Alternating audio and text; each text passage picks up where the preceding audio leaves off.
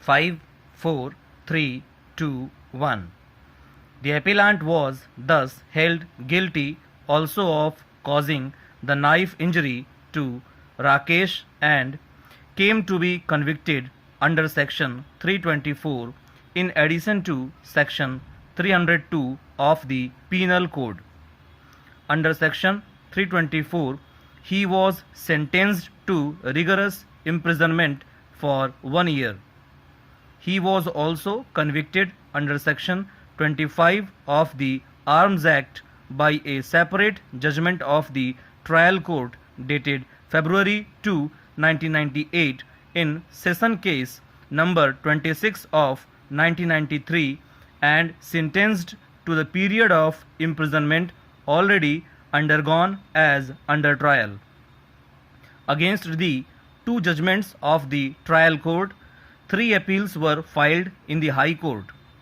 The High Court, by the judgment and order coming under appeal, dismissed all the 3 appeals and the revision and thus upheld the judgments of the trial court in all aspects. Mr. Sahai, senior advocate appearing for the appellant, assailed the High Court and the trial court judgments and contended that the appellant's conviction for the offence of murder was not sustainable both in law and on facts.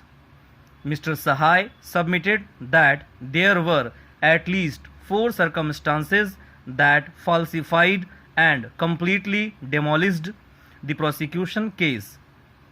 First, there was a patent contradiction between the prosecution case and the motive assigned by it to the accused for committing the crime.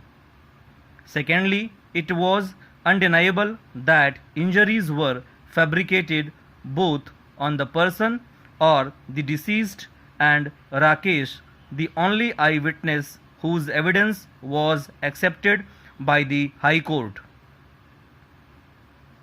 At the time when the plea was raised before the High Court that the impugned orders are vitiated on account of the non-supply of enquiry report, it would have been appropriate for the High Court to examine the averments made in the writ petition. A perusal of the writ petition would show that the petitioner has failed to lay any foundation to establish that any prejudice has been caused by the non-supply of the enquiry report. No prejudice was actually caused to the respondent. There was no failure of justice in the facts and circumstances of this case by non-supply of the enquiry report to the respondent. The punishment imposed on the respondent cannot be said to be disproportionate to the gravity of the charges proved against the respondent. The charges related to the conduct of the respondent in a financial institution whereby he procured pecuniary benefits for himself.